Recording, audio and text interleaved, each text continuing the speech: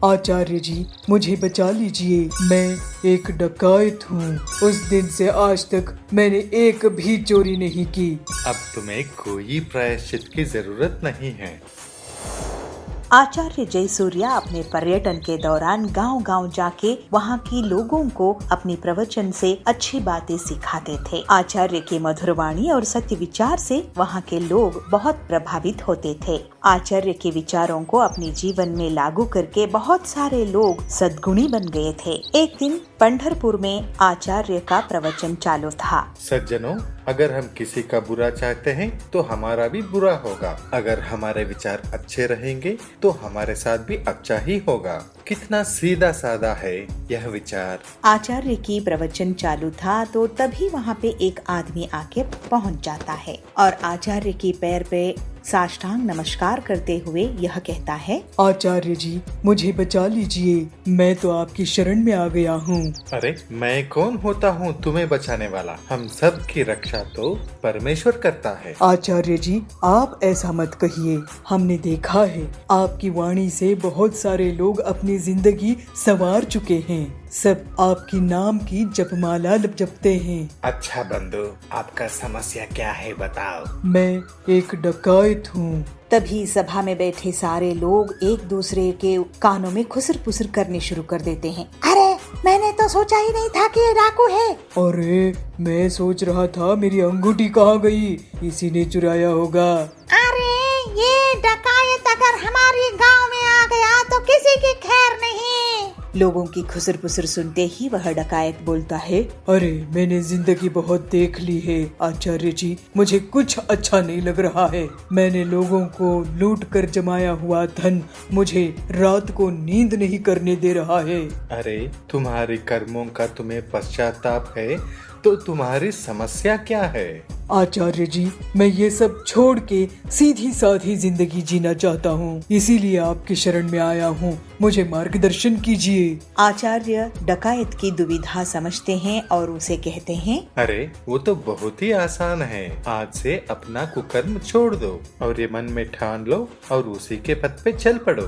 धन्योस्मि आचार्य जी, जो आपने कहा मैं उसी पथ पे चलूंगा। आचार्य जी अपने प्रवचन उस गांव में खत्म करके दूसरे गांव, तीसरे गांव ऐसे ही पर्यटन करते रहे।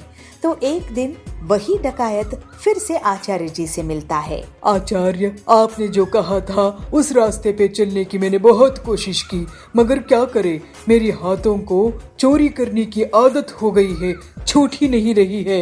आचार्य, कोई दूसरा उपाय बता दीजिए ताकि मैं भी अच्छा इंसान बन के जिंदगी बिता सकूं। आचार्य हंसते हुए कहते हैं, अच्छा ये बात है, तुम आदत से मजबूर हो तो ठीक है, तुम हर दिन अपने ही काम करते रहना, मगर तुम जो भी काम करोगे उसे मेरे प्रवचन में आके बताते रहना, तब तुम्हें कोई पाप नहीं लगेगा। आचार्य की बात को सुन के डकायत को अच्छा लगा तो कहता है, अरे ये तो आसान है, मैं चोरी भी करूंगा मगर पाप भी मुझे नहीं लगेगा। आज से ही मैं जो भी चोरी करूंगा आपकी प्रवचन में आके सबको बता दूंगा।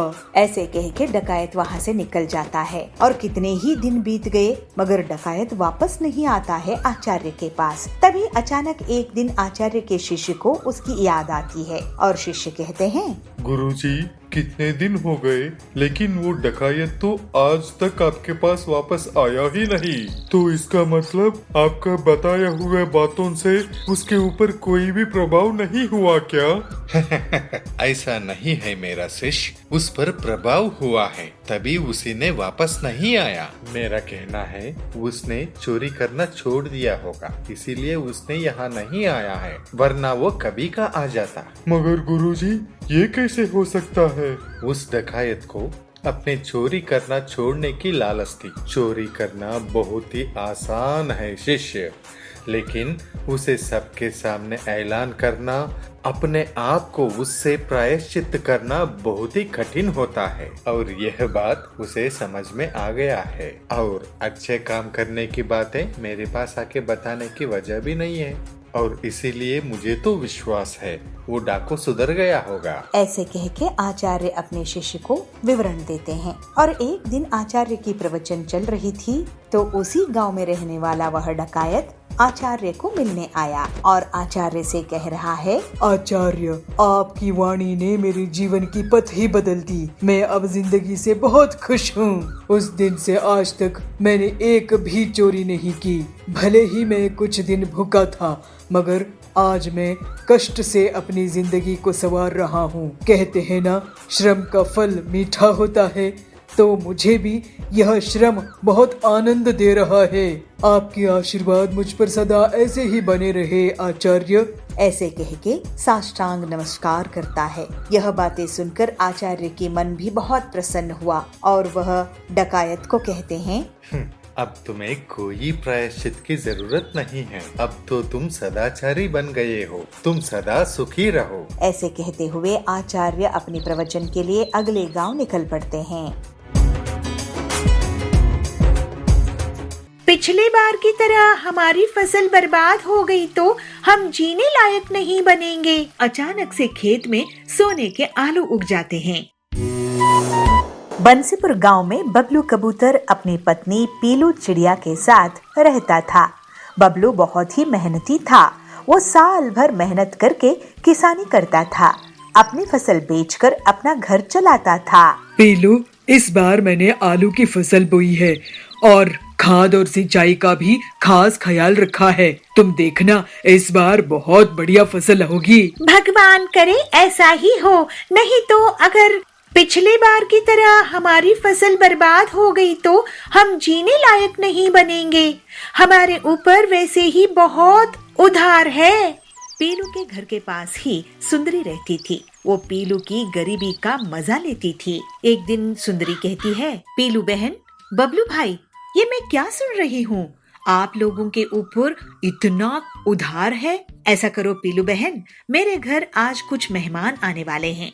तुम शाम में आके खाना बना देना। इसी बहाने तुम्हें थोड़ा सा पैसा भी दे दूंगी और तुम्हें भी पैसे देखने को मिलेगा, है ना? पीलू को सुंदरी की बातें बहुत खराब लगती है। वो हर बार उनकी गरीबी का मजाक उड़ा के चली जाती थी। ऐसे ही एक दिन बबलू अपने खेत जाता है। वो देखता है कि उसकी आलू की फसल बहुत बड़ी हो गई है, लेकिन जब वो एक पौधे को निकाल कर देखता है तो पता है कि उसमें आलू नहीं उगा है। इसी तरह वो सारे पौधे देखता है, लेकिन किसी में भी आलू नहीं उगे। बबलू उदास होकर अपने खेत में बैठ जाता है। मेरे खेत में आलू क्यों नहीं उगे?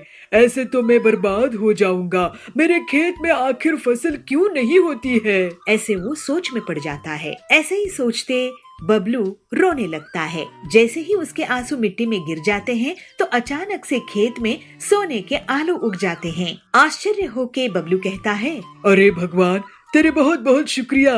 मेरे खेत में तो सोने के आलू उगाए हैं। अब मेरी गरीबी दूर हो जाएगी। फिर बबलू एक बोरी में सोने के आलू भर लेता है और घर लेकर जाता है। बबलू एक सोने का आलू बेचकर घर का राशन ले आता है और पूरा कर्ज भी चुका देता है। लेकिन वो सोने के आलू वाली बात पीलू को नहीं बताता है। एक दिन सुंदरी उसके घर आती है। क्या हुआ, इस बार तुम लोग आलू की फसल नहीं बेच रहे हो क्या? इस बार भी तुम्हारी फसल बर्बाद हो गई है? ऐसा है तो तुम लोग तो सड़क पर आ जाओगे। नहीं, इस बार फसल बहुत अच्छी हुई है। नहीं नहीं पीलू, बबलू इस बार फसल बिकाने के लिए बाजार गया ही नहीं। अब तुम ही सोचो कि तुम्हारा आगे क्या होगा। बबलू जब घर लौटता है तो पीलू उससे पूछती है, बबलू जी, पड़ोसन कह रही थी कि आप इस बार शहर के जंगल में आलू बेचने के लिए नहीं गए थे। अगर हमारी आलू की फसल हुई ही नहीं है तो अपने घर का राशन कहाँ से लेकर आए हो? इसके बाद बबलू पीलू को सोने के आलू से भरी हुई एक बोरी दिखाता है। खिड़की में से सुंदरी भी उस सोने के आलू की बोरी को देख लेती है। अरे, इनके पास तो बोरी भरकर सोना है, ये तो मेरे पास होना चाहिए। ऐसा सोचकर वो उनके घर जाती है। तुम दोनों गरीबों को खाना नसीब हो रहा होगा। ऐसा करो, तुम मेरे घर खाना खाने आ जाओ। सुंदरी को पीलू और बबलू मना नहीं कर पाते हैं और उसके घर चले जाते हैं। वहाँ सुंदरी उन्हें बहुत बड़ी थाली परोसकर लेकर आती है और उन्हें खाने के लिए देती है। जब दोनों पति पत्नी खा रहे होते हैं, वो चुपचाप उनके घर चली जाती है और सोने के आलू चुराने की कोशिश करती है, लेकिन जैसे ही वो आलू उठाती है, एक आलू पत्थर में बदल जाता है और उसके पैर पर गिर जाता है। उसके चीखने की आवाज सुनकर पीलू और बबलू वहाँ जाते हैं। सुंदरी वहाँ से भाग जाती है। तभी तो मैं सोचूं कि हमेशा हमारी गरीबी का मजाक उड़ाने वाली हमें आज दावत क्यों दे रही है। हमारे पीछे से हमारी सोने की आलू चुराना चाहती थी। ये सुंदरी बहुत लालची है, इसके पास सब कुछ है, लेकिन ये लालच करना नहीं छोड़ती है। इसी वजह से ये आलू पत्थर में बदल गया था।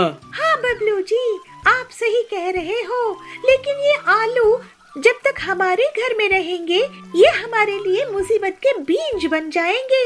चलिए इन्हें खेत में गाड़ कर छुपा देते हैं। फिर दोनों पति पत्नी खेत में सोने के आलू छुपा देते हैं। बंटी बहुत मेहनती और ईमानदार था, इसी वजह से उसकी शुद्ध भावनाओं में निकले आंसू से सोने के आलू खेत में उग आए थे। वहीं दूसरी तरफ सुंदरी का मन काला था, इसी वजह से उसके छूते ही सोने के आलू पत्थर में बदल गए। अब बबलू और पीलू की गरीबी दूर हो गई थी और वो दोनों खुशी खुशी रहने लगे।